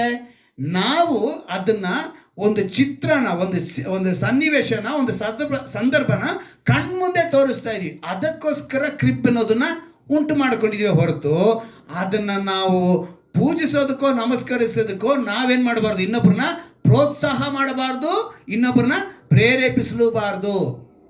ಈಗ ನಿಮಗೆಲ್ಲ ಹೇಳ್ತೀನಿ, ನಮ್ಮ ಸಭೆ ಕ್ಯಾಲೆಂಡರ್ನ ತೊಗೊಂಡೋಗಿ ಎಲ್ರಿಗೂ ಫ್ರೀಯಾಗಿ ಕೊಡಿ. ಅರ್ಥ ಆಯ್ತಾ? ಅವ್ರಿಗೆ ಹೇಳ್ಕೊಡ್ಬೇಕು. ನೀನು ನಿಮ್ಮ ಚಿತ್ರ ಆಗ್ಬೋದು, ನಮ್ಮ ಚಿತ್ರ ಆಗ್ಬೋದು, ನಿಮ್ಮ ವಿಗ್ರಹ ಆಗ್ಬೋದು, ನಾವು ವಿಗ್ರಹ ಮಾಡುವವರಲ್ಲ, ಎಲ್ಲವೂ ಸಮ. ಆದರೆ ಯೇಸು ಯಾರು ಅಂತ ತಿಳಿದುಕೊಳ್ಳುವುದಕ್ಕೆ ನಿಮಗೆ ತೋರಿಸ್ಕೊಡ್ತಾ ಇದೀವಿ ಹೊರತು ಈ ಚಿತ್ರ ಬಂದಿರೋದಕ್ಕೆ, ರೂಪ ಬಂದಿರೋದಕ್ಕೆ ಕಾರಣಗಳು ಬಂದೈತೆ. ಇವಾಗ ಆಧಾರಗಳು ಸಿಕ್ಕಿದೆ, ಇದೇ ರೂಪ ಅಂತೇಳಿ. ನಾನು ಒಂದು ಹೇಳ್ತೀನಿ, ನಾನು ಯಾವತ್ತೂ ನನ್ನ ಸತ್ಯವೇದ ಮೇಲೆ ಬಹಳ ನಮಗೆ ನಂಬಿಕೆ ಇದೆ. ದೇವರಿಗೆ ಗೊತ್ತಿಲ್ಲದೆ ಯಾವುದು ನಡೆಯಲ್ಲ. ಆವಾಗ ನೆನೆಸ್ಕೊಳ್ತೀನಿ. ವಾರ ಕೂಡ ಹೇಳಿದೆ, ತಲೆ ಕೂದಲು ಏನಾಗ್ತಿದೆ, ಎಣಿಸಲ್ಪಟ್ಟಿದೆ. ತಲೆ ಕೂದಲೇ ಎಣಿಸಲ್ಪಟ್ಟಿರುವಾಗ ನಮ್ಮ ಚಿಂತನೆಯಲ್ಲಿ ಇರುವಂಥ ಚಿಂತನೆಗಳು ಬರಲ್ವಾ? ನಾಳೆ ಈ ರೀತಿ ನನ್ನ ಚಿತ್ರನ ಈ ರೀತಿ ಫೋಟೋನ ಬಿಡಿಸ್ತಾರೆ ಅಂತ ದೇವ್ರಿಗೆ ಗೊತ್ತಿರಲಿಲ್ವಾ? ಗೊತ್ತಿತ್ತು. ಯಾರ್ಯಾರು ಒಳ್ಳೆಯದನ್ನು ಕೆಟ್ಟದನ್ನು ಆರಿಸ್ಕೊಳ್ತಾರೆ ನೋಡ್ತಾ ಇದ್ದಾರೆ. ಎಲ್ಲರ ಮೇಲೆ ಸೂರ್ಯ ಉದಯಿಸ್ತಾ ಇದ್ದಾನೆ, ಎಲ್ಲರಿಗೂ ಮಳೆ ಬೀಳ್ತಾ ಇದೆ, ಎಲ್ಲರಿಗೂ ಒಳ್ಳೆಯದು ನಡೀತಾ ಇದೆ, ಎಲ್ಲರಿಗೂ ಕೆಟ್ಟದ್ದು ನಡೀತಾ ಇದೆ. ಇದರಲ್ಲಿ ಯಾರು ಒಳ್ಳೆಯದನ್ನು ಆರಿಸ್ಕೊಳ್ತಾರೋ, ಯಾರು ಜೀವನವನ್ನು ಆರಿಸ್ಕೊಳ್ತಾರೋ, ಯಾರು ಮರಣವನ್ನು ಆರಿಸ್ಕೊಳ್ತಾರೋ ದೇವರು ನೋಡ್ತಾ ಇದ್ದಾರೆ. ಸ್ವತಂತ್ರ ಕೊಟ್ಟಿದ್ದಾರೆ ನಿಮಗೆ ಸ್ವತಂತ್ರ ಕೊಟ್ಟಿರೋದು. ನೀವು ಆ ಸ್ವತಂತ್ರವನ್ನು ದೇವರಿಗಾಗಿ ಉಪಯೋಗಿಸ್ಕೊಳ್ಬೇಕು. ಅದನ್ನು ದೇವರು ಬಯಸ್ತಾರೆ. ಅದಕ್ಕೇ ಈ ರೀತಿಯಾದ ಒಂದು ಚಿತ್ರ. ಇವತ್ತು ನಾನು ಅವತ್ತು ಹೇಳಿದ್ನಲ್ಲ, ಕ್ರಿಸ್ಮಸ್ ಹಬ್ಬಕ್ಕೆ ನಮ್ಮ ಮನೆಗೆ ಬಂದವರು ಕ್ರಿಸ್ಮಸ್ ಏನು ಅಂತ ಕೇಳ್ತಾನೆ. ಈಗ 2024ರಲ್ಲಿ ಅಲ್ಲಿಗೆ ಅವನು ಯೌವನಸ್ಥ, ಓದಿದ್ದಾನೆ, ಬಿಸ್ನೆಸ್ ಮಾಡ್ತಿದ್ದಾನೆ, ಆಚಿ ಮಸಾಲ ಇದು ತಗೊಂಡು ಮಾಡ್ತಾನೆ. ಅವನಿಗೆ ಕ್ರಿಸ್ಮಸ್ ಏನಕ್ಕೆ ಮಾಡ್ತೀರಾ ಅಂತ ಕೇಳ್ತಾನೆ. ಸಿಟಿಯಲ್ಲಿರೋನು, ಅನೇಕರ ಜೊತೆ ಓಡಾಡೋನು. ಇವತ್ತಿಗೂ ಯೇಸು ಕ್ರಿಸ್ತನ ಯಾರೊಂದು ಅರಿಯದವರು ಸುಮಾರು ಲಕ್ಷಗಟ್ಟಲೆ, ಕೋಟಿಗಟ್ಟಲೆ ಜನ ಇದ್ದಾರೆ. ಎಷ್ಟೋ ಜನಗಳಿಗೆ ಯೇಸು ಕ್ರಿಸ್ತನ ಯಾರು ಅಂತ ಗೊತ್ತಿಲ್ಲ. ನಾವು ಅವ್ರಿಗೆ ಗೊತ್ತಾಗಬೇಕು ಅಂದರೆ ನಾವು ಕ್ರಿಸ್ತನ ಪ್ರೀತಿಯನ್ನು ಅವ್ರಿಗೆ ತೋರಿಸ್ಕೊಡ್ಬೇಕು, ಕ್ರಿಸ್ತನ ರೂಪವನ್ನು ತೋರಿಸ್ಕೊಡ್ಬೇಕು. ಅದಕ್ಕೆ ನಾವು ನಮಸ್ಕರಿಸಬಾರ್ದು, ಅವರು ನಮಸ್ಕರಿಸ್ಕೊಳ್ಳೆ ಬಿಡಬಾರ್ದು. ಅದನ್ನು ಹೇಳ್ಕೊಡ್ಬೇಕು. ಅದರಲ್ಲಿ ಏನೂ ಇಲ್ಲ, ಆ ಚಿತ್ರದಲ್ಲಿ ಏನೂ ಇಲ್ಲ. ಆದರೆ ಈ ರೀತಿಯಾಗಿ ಯೇಸು ಕ್ರಿಸ್ತನು ಇದ್ದರು ಅನ್ನೋದನ್ನು ತೋರಿಸ್ಕೊಡ್ಬೋದು. ಯಾಕಂದ್ರೆ ಇವತ್ತು ಕೆಲವರಿಗೆ ಪ್ರಾಕ್ಟಿಕಲ್ ಆಗಿ ಏನಾದ್ರು ತೋರಿಸಿದ್ರೇನೆ ನಂಬೋದಕ್ಕೆ ಬರ್ತಾರೆ. ವಾಕ್ಯವನ್ನೇ ನಂಬು, ವಾಕ್ಯವನ್ನೇ ಆಧಾರ ಪಡು ಅಂತ ಹೇಳಿದ್ರೆ ಕೆಲವರು ನಂಬಲ್ಲ. ಕೆಲವರಿಗೆ ಆ ರೂಪನ ತೋರಿಸಿ ಇವರೇ ವಾಕ್ಯವಾಗಿ ಹುಟ್ಟಿದಾರಪ್ಪ, ಇದೇ ಸತ್ಯವೇದ ವಾಕ್ಯ ಅಂತ ನೀನು ಹೇಳಿ ನೋಡು, ಅವನು ಸ್ವೀಕರಿಸೋದಕ್ಕೆ ಒಂದು ದಾರಿ ಆಗುತ್ತೆ. ಸ್ವಾರ್ಥ ಹೇಳೋದಕ್ಕೆ ಒಂದು ದಾರಿ ಆಗುತ್ತೆ. ದೇವರು ಸ್ಪಷ್ಟವಾಗಿ ನಮ್ಗೆ ಹೇಳ್ತಿದ್ದಾರೆ. ಅದಕ್ಕೆ ನೋಡಿ, ನಾನು ಚೆನ್ನಾಗಿ ಅರ್ಥ ಮಾಡಬೇಕು. ಹಳೆ ಒಡಂಬಡಿಕೆ 39, ಹೊಸ ಒಡಂಬಡಿಕೆ 27 ಪುಸ್ತಕಗಳು ಬರೆದಿದ್ದಾರೆ ಅಂತ ಹೇಳಿದ್ರೆ ಎಲ್ಲವೂ ಕೂಡ 30 ಜನ ಸೇರಿ ಬರೆದಿರೋದು ಹಳೆ ಈ ಒಡಂಬಡಿಕೆನ, 10 ಜನ ಹೊಸ ಒಡಂಬಡಿಕೆನ ಬರೆದಿದ್ದಾರೆ. ಇದನ್ನ ಜೋಡಣೆ ಮಾಡೋದಕ್ಕೆ 1 by 1 ಇದೇ ಥರ ಬರಬೇಕು ಅಂತ ಒಂದು 70 ಜನ ಅದನ್ನು ಮಾಡಿದ್ದಾರೆ. ಇಷ್ಟೆಲ್ಲ ಮಾಡಿರೋದು ಏನಕ್ಕೋಸ್ಕರ? ನಾವು ಅದನ್ನು ತಿಳ್ಕೋಬೇಕು. ಇವತ್ತು ಇದೇ ಅಧ್ಯಾಯದಲ್ಲಿ ನಿಮ್ಗೆ ಒಂದು ಮಾತನ್ನು ಹೇಳ್ತೀನಿ. 10ನೇ ಅಧ್ಯಾಯದಲ್ಲಿ 12ನೇ ವಾಕ್ಯ ಓದಿ. ಆದ ಕಾರಣ ಆದ ಕಾರಣ ನಿಂತಿದ್ದೇನೆಂದು ಹಾ. ನೆನೆಸುವವನು ಬೀಳದಂತೆ ಎಚ್ಚರವಾಗಿರಲಿ. ಸಾಕು. ಇವತ್ತಿನ ಅಂಶ ಇದೇನೆ. ನಿಮಗೆ ದೇವರು ನಿಮ್ಮೊಂದಿಗೆ ಮಾತನಾಡೋದು ಅಂತ ಅಂಶ ಹೇಗಿದ್ದಾರೆ ಅಂತ ಗೊತ್ತಾ? ಇವತ್ತು ಸುಮಾರು ಜನ ಅದು ಪಾಸ್ಟರ್ ಆಗ್ಬೋದು, ಬಿಲೀವರ್ ಆಗ್ಬೋದು, ಬೋಧಕನಾಗ್ಬೋದು, ವಿಶ್ವಾಸಿ ಆಗ್ಬೋದು. ಏನಂತ ಹೇಳ್ತಿದ್ದಾನಂತೆ ಇವನು? ನಾನು ನಿಂತಿದ್ದೇನಂತ ಹೇಳ್ತಿದ್ದಾನಂತೆ. ಏನಂತೆ? ಅವನು ಏನಾಗಬೇಕು ಅಂತ ಹೇಳ್ತಿದ್ದಾರೆ? ನೆನೆಸುವವನು ಬೀಳದಂತೆ ಎಚ್ಚರಿಕೆ ಆಗಿರಿ. ಬಿದ್ದೋಗಿದ್ದಾರೆ ಸುಮಾರು ಜನ. ಕಪ್ ಶರ್ಟ್ ಹಾಕ್ಬೇಡ, ಈ ಥರ ರೂಪದ ಕ್ಯಾಲೆಂಡರ್ ಇಟ್ಕೋಬೇಡ, ವಾಗ್ದಾನಗಳನ್ನ ತೆಗೆದುಕೊಳ್ಬೇಡ, ಅನೇಕ ವಿಧವಾದ ಉಪದೇಶಗಳನ್ನ ಹೇಳ್ಕೊಂಡು ತಾವು ನಿಂತಿದ್ದೇವೆ ಅಂತ ಅಂದ್ಕೊಂಡಿದ್ದಾರೆ. ಆದರೆ ಅವ್ರು ಏನಾಗ್ತಿಲ್ಲ, ನಿಂತಿಲ್ಲ, ಬಿದ್ದೋಗಿದ್ದಾರೆ. ಬೀಳದಂತೆ ಎಚ್ಚರವಾಗಿರಿ. ಇವತ್ತಿನ ಅಂಶ ಅದೇನೆ.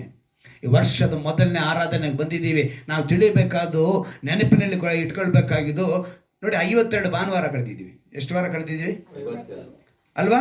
52 ಭಾನುವಾರ ಕಳಿಬೇಕು ಅಂದರೆ 6 ದಿನ ನಮಗೋಸ್ಕರ ಕೆಲಸ ಮಾಡ್ಕೊಂಡಿದ್ದೀವಿ. ನಾವು ಬದುಕಬೇಕು, ಕೆಲಸ ಮಾಡ್ಕೊಂಡಿದ್ದೀವಿ. ನಮಗಾಗಿ ಬದುಕಲು ಬೇಕಾಗಿರೋ ಬಲವನ್ನ ಏನೋ 1 ದಿವಸ ಬರ್ತೀವಿ. ಈಗ 6 ದಿವಸ ದುಡಿಬೇಕು, ಅದಕ್ಕೆ ಬಲ ಬೇಕು. ಆ ಬಲ ಪಡೆಯೋದಕ್ಕೆ ಎಲ್ಲಿಗೆ ಬರ್ತಾ ಇದ್ದೀವಿ? ಸಭೆಗೆ ಬರ್ತೀವಿ. ಸಭೆಯಲ್ಲಿ ಬಂದು 1 ದಿವಸ ಕಳಿತೀವ, 2 ಅವರ್. ಆ 2 ಅವರ್ ಕಳೆಯೋದಕ್ಕೆ ಬಾಬಾ ನಮಗಿರುವಂಥ ಸನ್ನಿವೇಶ, ನಮಗಿರುವಂಥ ಕಮಿಟ್ಮೆಂಟ್ಗಳು.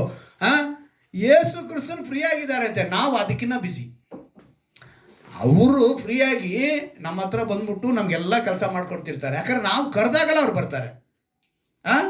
ಅಲ್ವಾ? ಸೂಲಿ ಬೆಲೆಯಲ್ಲಿ ಇರೋರು ಕರೆದ್ರು ಬರ್ತಾ ಇದ್ದಾರೆ, ಅಮೆರಿಕಾದಲ್ಲಿರೋರು ಕರೆದವ್ರು ಬರ್ತಾ ಇದ್ದಾರೆ. ಪಾಪ ಫ್ರೀ ಆಗಿದ್ದಾರೆ ಅವರು. ಆದರೆ ನಾವು ಮಾತ್ರ ನಾವಂತ ಅಯ್ಯೋ ಹೇಳೋಕ್ಕಾಗತ್ತಾ? ಅದು ನಾವು ಬ್ಯುಸಿ ಇದ್ರೆ ಬಿಸಿ. ಕಮಿಟ್ಮೆಂಟ್ ಅಂದರೆ ಕಮಿಟ್ಮೆಂಟ್. ಅಂದರೆ 2 ಗಂಟೆ ದಿನ, ವಾರ, ತಿಂಗಳು 12 ಸೇರಿ 1 ವರ್ಷ ಕಳೀತು ಅಲ್ವಾ? 1 ವರ್ಷ ಕಳೆದೋಯ್ತು. ಅಲ್ಲಿಗೆ 365 ದಿನ ಕಳೆದೋಯ್ತು. ಫೋನಲ್ಲಿ ಮಾತಾಡಬೇಕು ಅಂದರೆ ರೀಚಾರ್ಜ್ ಮಾಡಬೇಕು. ಏನು? ಕರೆಂಟ್ ಅಲ್ವಾ? ಕರೆಂಟ್ ಇದ್ದು ಮಾತ್ರ ಮಾತಾಡಬೇಕಾಗತ್ತಾ? ಅದಕ್ಕೆ ಏನು ಬೇಕು? ಏನು ಬೇಕು? ನೀನು ದುಡ್ಡು ಹಾಕ್ಬೇಕು. ನೀನು ದುಡ್ಡು ಹಾಕಿದ್ರೆ ಅದರಲ್ಲಿ ಕರೆನ್ಸಿ ಬರುತ್ತೆ, ಆವಾಗ ನೀನು ಮಾತಾಡಬೇಕು.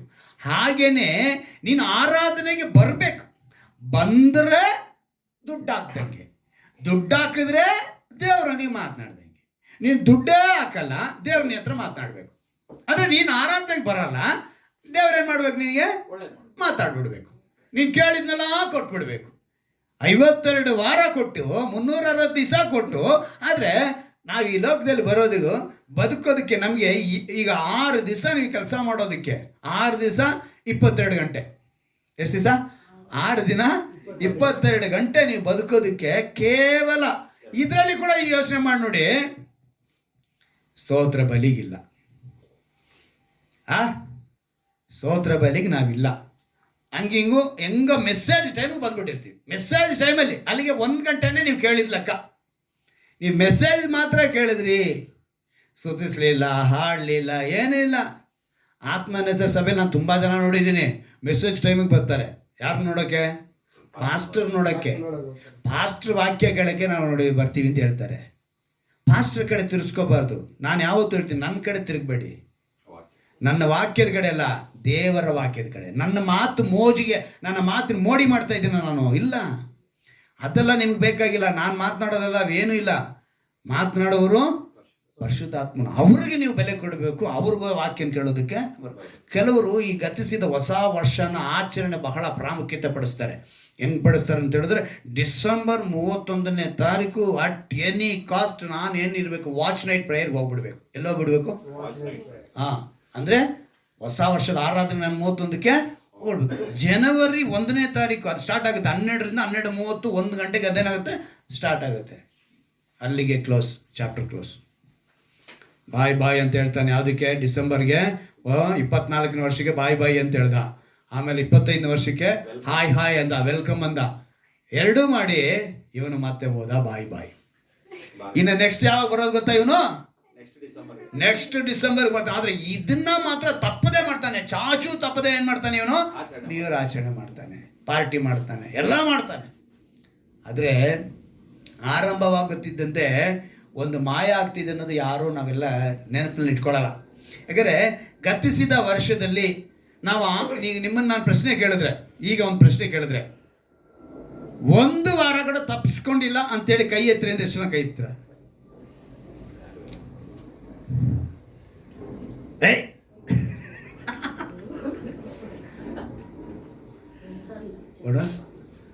ಒಬ್ಬನೇ ಜಾಸ್ತಿ ಒಬ್ಬ ನಿಂತಿದ್ದಾನೆ.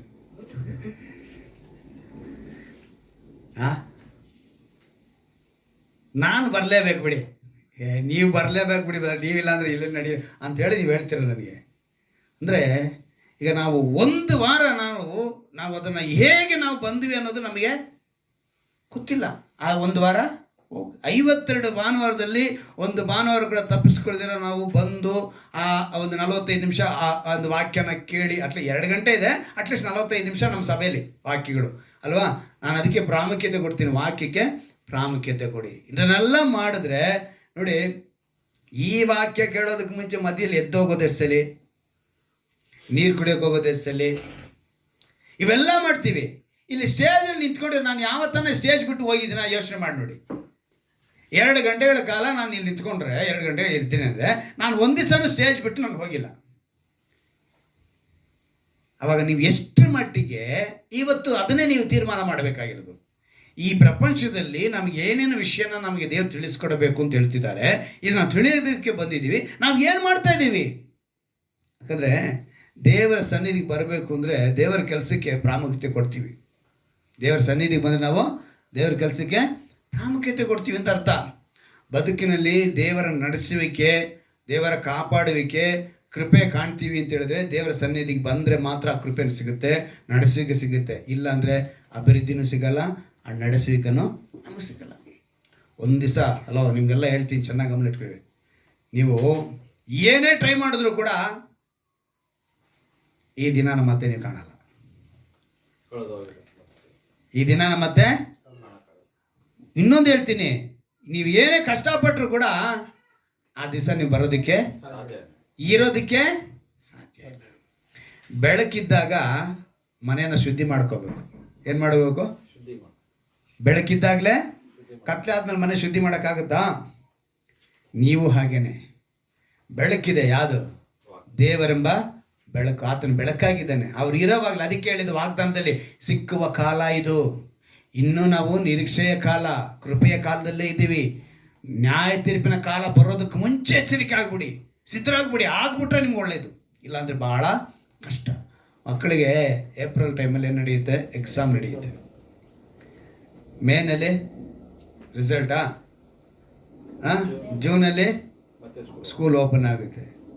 ಹಾಗೆ ಪ್ರತಿ ವರ್ಷ ನಾವು ಆತ್ಮೀಕದಲ್ಲಿ ಬೆಳೀತಾ ಬೆಳೀತಾ ಬಂದು ಡಿಸೆಂಬರ್ 31ಕ್ಕೆ ನಮ್ಗೆ ಎಕ್ಸಾಮ್, ಜನವರಿ 1ಕ್ಕೆ ನಮ್ಗೆ ರಿಸಲ್ಟ್. ಹೇಗೆ ಅಂತ ಹೇಳ? ಬದುಕಿದ್ರೆ, ಸತ್ತೋಗಿದ್ರೆ ಫೋಟೋ. ಕರೆಕ್ಟಾ? ಡಿಸೆಂಬರ್ 31ವರೆಗೂ ನೀನು ಬದುಕಿದ್ದೆ ಅಂತ ಹೇಳಿದ್ರೆ ನೀನು ಎಕ್ಸಾಮಲ್ಲಿ ಜನವರಿ 1ಕ್ಕೆ ನೀನು ಇಲ್ಲ, ಫೋಟೋನಲ್ಲಿ ಇದೆಯಾ ಅಂತ ಹೇಳಿದ್ರೆ ನೀನೇನಾಗಿದ್ಯಾ ಅಂತ ಅರ್ಥ? ಫೇಲ್ ಆಗಿದ್ಯಾ ಅಂತ ಅರ್ಥ. ಆದ್ರೆ ಇವಾಗ ನಾವೆಲ್ಲ ಏನಾಗಿದ್ದೀವಿ? ಪಾಸ್ ಆಗ್ಬಿಟ್ಟಿದ್ದೀವಿ. 1 ವರ್ಷ. ಪ್ರತಿ ಬರ್ತ್ಡೇಗೆ ನಾವೇನು ಮಾಡ್ತೀವಿ? ದೇವ್ರ ಹತ್ರ ಏನಂತ ಹೇಳ್ತೀವಿ? 1 ವರ್ಷ ನಮಗೆ ನಮ್ಮ ಆಯುಷ್ಕಾಲ ಕೂಡಿಸ್ಕೊಟ್ರಿ ಅಂತೇಳಿ. ಆದರೆ ನಿಮಗೆಲ್ಲ ಇನ್ನೊಂದು ಇಂಪಾರ್ಟೆಂಟ್ ವಿಷಯ ಹೇಳ್ತೀನಿ ಇವತ್ತು, ಗಮನದಲ್ಲಿ ಇಟ್ಕೊಳ್ಳಿ, ಮರಿಬಾರ್ದು. ಈಗ ನೀವು ಭಾನುವಾರ ಆರಾಧನೆಗೆ ಬಂದರೆ ನಿಮಗೆ ಭಾನುವಾರ ಅಂತಲ್ಲ, ಈಗ ಮನೇಲಿ ಒಂದು ಅನ್ನ ಮಾಡ್ತೀವಿ. ಅನ್ನ ಮಾಡಿದ್ಮೇಲೆ ನಾವೇನು ಮಾಡಬೇಕು? ಅದನ್ನು ತಿನ್ನಬೇಕು. ತಿಂದರೆ, ಅನ್ನ ಮಾಡಿದ್ರೆ ತಿಂದ್ರೇ ನಮ್ಮ ಶರೀರಕ್ಕೆ ಬಲ. ಹಾಗೆ ನೀವು ಭಾನುವಾರ ಆರಾಧನೆಗೆ ಬಂದ ಮೇಲೆ ವಾಕ್ಯವೆಂಬ ಆಹಾರವನ್ನು, ವಾಕ್ಯವೆಂಬ ಅನ್ನನ ನೀವೇನು ಮಾಡಬೇಕು? ಬರೀ ಕೇಳಿಕೊಂಡು ಈ ಕೈ ಬಿಟ್ಬಿಟ್ರೆ ಬಲ ಸಿಗಲ್ಲ. ಅಂದರೆ ಮಕ್ಕಳು ಸ್ಕೂಲ್ಗೆ ಹೋಗ್ತಾ ಇದ್ದಾರೆ, ಪಾಠ ಕೇಳ್ತಿದ್ದಾರೆ, ಎಕ್ಸಾಮಲ್ಲಿ ಏನು ಬರಿಬೇಕು? ಅವರು ಕರೆಕ್ಟಾಗಿ ಬರಿಬೇಕು. ಈಗ ಬರಿಬೇಕು ಅಂದರೆ ಎಕ್ಸಾಮ್ಗೆ ಎಷ್ಟೊತ್ತು ಕೊಡ್ತಾರಪ್ಪ? ಟೈಮಿಂಗ್ಸ್ ಕೊಡಿ ಹೇಳಿ. ಒಂದು ಎಕ್ಸಾಮ್ಗೆ 2.5 ಅವರ್. ಆ 2.5 ಅವರಲ್ಲಿ ಇವನು ಯಾವುದನ್ನು ಬರಿಬೇಕು? 1 ವರ್ಷ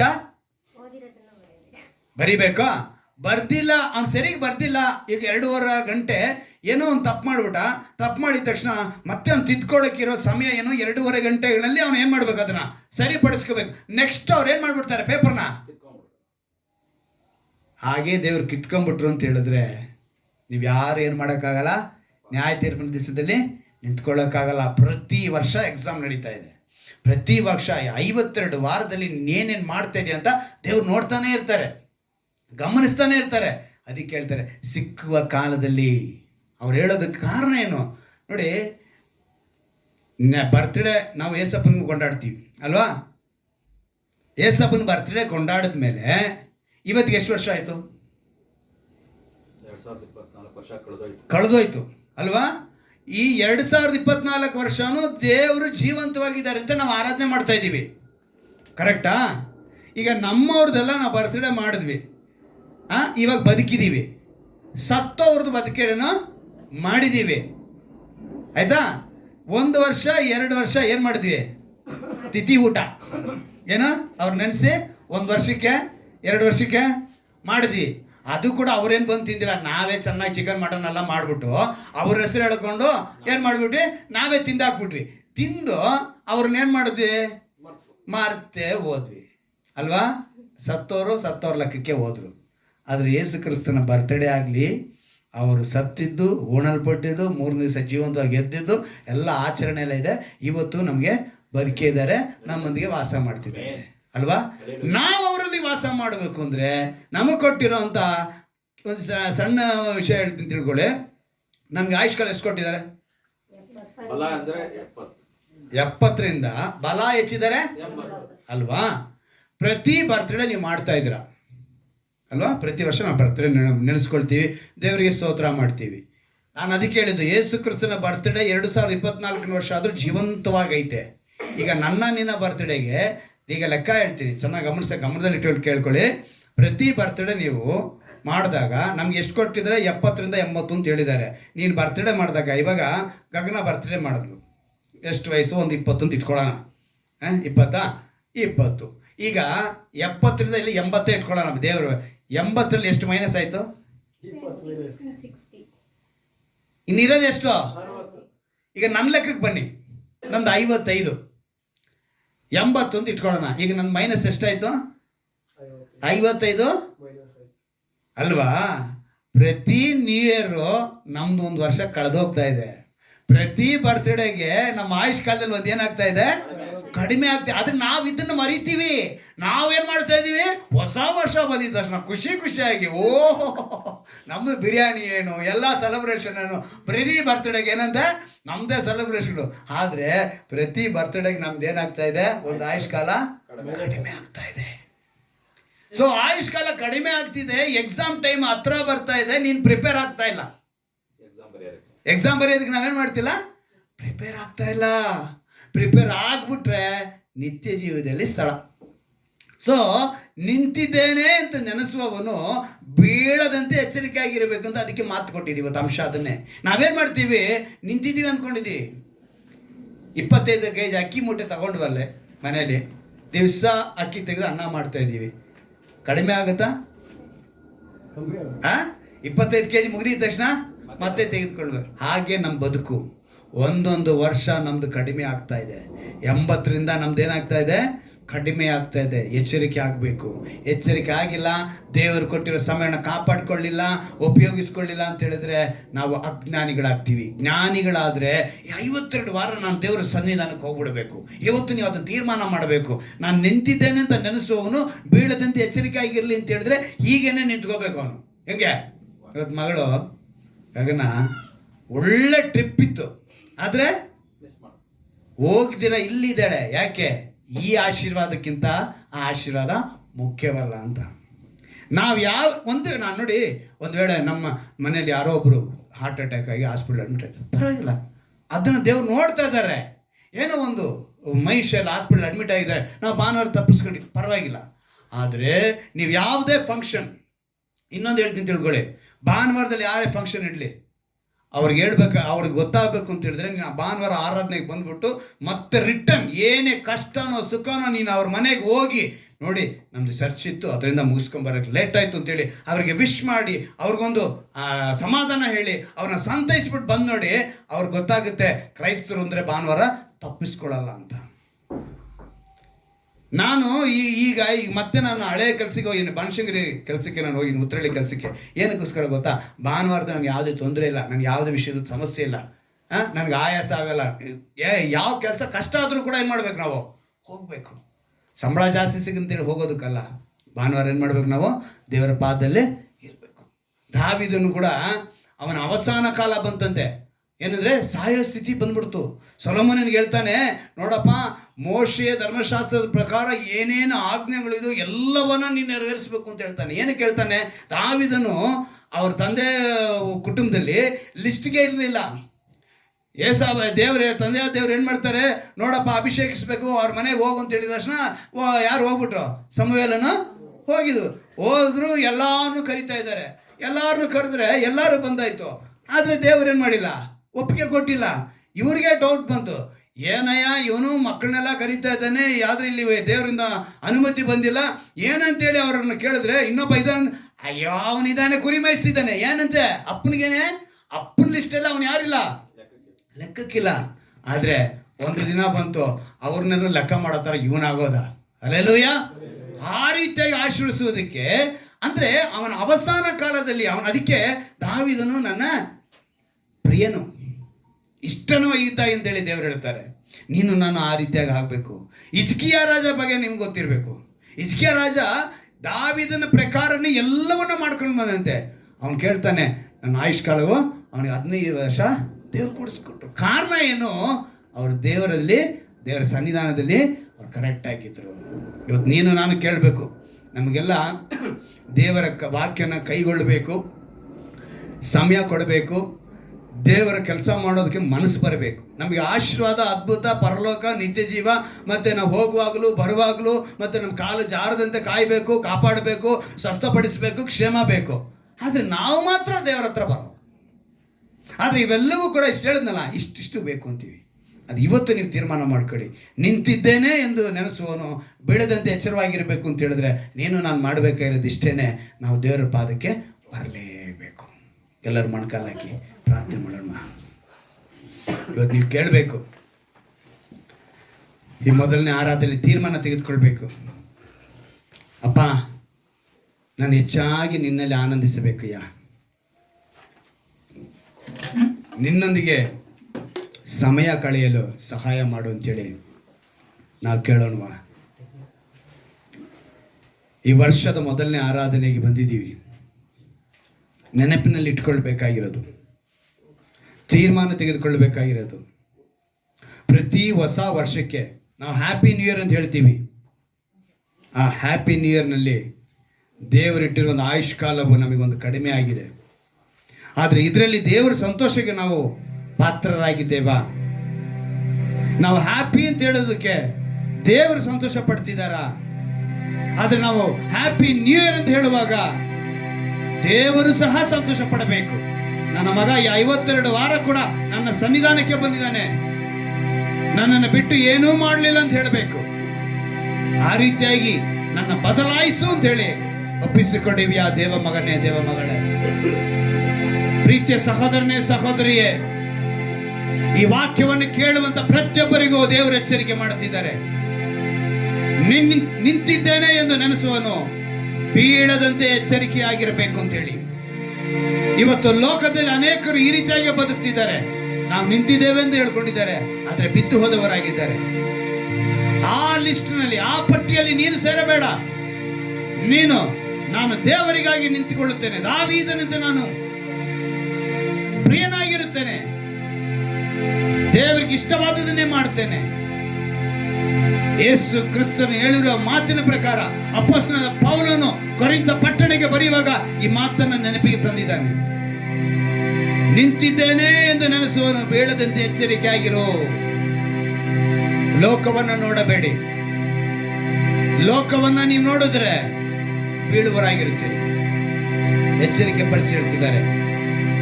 ಒಂದೊಂದು ವರ್ಷ ಪರೀಕ್ಷೆಯ ಸಮಯವಿದ್ದರೆ 52 ಭಾನುವಾರ ಕೂಡ ನಾನು ನಿನ್ನ ಸನ್ನಿಧಾನಕ್ಕೆ ಬರುತ್ತೇನೆಂದು ಒಪ್ಪಿಸಿಕೊಡುವಂತ ಪ್ರತಿಯೊಬ್ಬರನ್ನ ಕರ್ತನೆ ನಿನ್ನ ಕರದಲ್ಲಿ ಒಪ್ಪಿಸಿಕೊಡುತ್ತೇನೆ ರಾಜ. ಒಂದು ವೇಳೆ ಕರ್ತನೆ ಮಾಂಸದಲ್ಲಿ ಶರೀರದಲ್ಲಿ ಕರ್ತನೆ ಜನ್ಮ ಸ್ವಭಾವಗಳಿಂದ ಇವರಿಗೆ ಏನಾದರೂ ಕರ್ತನೆ ತಡೆಗಳುಂಟಾದ್ರೆ ಅವೆಲ್ಲವನ್ನ ಕರ್ತನೆ ನಾನು ಬಂಧಿಸುತ್ತೇನೆ ರಾಜ. ಏನೇ ಬಲಹೀನತೆ ಇರಲಿ ರಾಜ, ಏನೇ ಹೋರಾಟವಿರಲಿ, ಏನೇ ಶೋಧನೆ ಬರಲಿ, ನಾನು ಎಡಬಿಡದೆ ಯೆಹೋವನನ್ನ ಕೊಂಡಾಡುವೆನು. ದಾವೀದನು ಹೇಳಿದ ಪ್ರಕಾರ ಆತನ ಸ್ತೋತ್ರವು ಯಾವಾಗಲೂ ನನ್ನ ಬಾಯಲ್ಲಿರುವ ಮಾತಿನಂತೆ ಎಲ್ಲರ ಬಾಯಲ್ಲಿ ಮನಸ್ಸಿನಲ್ಲಿ ಸ್ತೋತ್ರವಿರಲಿ ರಾಜ. ಆಲಯಕ್ಕೆ ಹೋಗೋಣ ಎಂಬುದ್ರೆ ಸಂತೋಷ ಎಂದು ಹೇಳುತ್ತಾರೆಪ್ಪ. ನಾವು ಆಲಯಕ್ಕೆ ಬರೋದಕ್ಕೆ ಸಂತೋಷ ಪಡುವವರಾಗಿ ಬಂದು ಈ ವರ್ಷದ ಮೊದಲನೇ ವಾರದಲ್ಲಿ ಒಂದು ಒಳ್ಳೆಯ ತೀರ್ಮಾನದೊಂದಿಗೆ ನಾವಿಲ್ಲಿಂದ ಹೋಗುವಂತೆ ನಮ್ಮನ್ನು ವಾಕ್ಯದಿಂದ ಬಲಪಡಿಸಿದ್ದಕ್ಕಾಗಿ ಸ್ತೋತ್ರ ಎಂದು ಹೇಳುವ ಪ್ರತಿಯೊಬ್ಬರನ್ನು ನಿನ್ನ ಆಶೀರ್ವದಿಸುವುದಕ್ಕಾಗಿ ಸ್ತೋತ್ರ. ಒಂದು ಹೊಸ ತೀರ್ಮಾನಗಳನ್ನು ತೆಗೆದುಕೊಳ್ಳಿ, ಹೊಸ ಬದಲಾವಣೆಗಳು ಇವರಲ್ಲಿ ಉಂಟಾಗಲಿ. ಪ್ರತಿ ಭಾನುವಾರ ಕರ್ತನೆ ನಿನ್ನ ವಾಕ್ಯದಿಂದ ಬಲಗೊಳ್ಳುವಂತೆ ಕೃಪೆ ಮಾಡಿಕೊಳ್ಳು. ಆಶೀರ್ವದಿಸು ರಾಜ. ವಾಕ್ಯದ ಸಮಾಧಾನ ಉಂಟಾಗಲಿ, ವಾಕ್ಯದ ಆಶೀರ್ವಾದ ಉಂಟಾಗಲಿ, ವಾಕ್ಯದ ಬಲ ಉಂಟಾಗಲಿ, ವಾಕ್ಯದ ಮಹಿಮೆ ಇವರಿಗೆ ಉಂಟಾಗಲಿ ಕರ್ತನೆ. ವಾಕ್ಯದಿಂದ ನಡೆಸು, ವಾಕ್ಯದಲ್ಲೇ ಬೆಳೆಸು, ವಾಕ್ಯಕ್ಕಾಗಿ ಬದುಕುವಂತೆ ಕೃಪೆ ಮಾಡಿಕೊಳ್ಳು. ನಮ್ಮ ರಕ್ಷಕನು ವಿಮೋಚಕನೂ ಆಗಿರುವ ಯೇಸು ಕ್ರಿಸ್ತನ ನಾಮದಲ್ಲಿ ಪ್ರಾರ್ಥಿಸಿ ಬೇಡುವುದನ್ನು ಜೋಳ ತಂದೆಯೇ. ಹಲ್ಲೆಲೂಯಾ.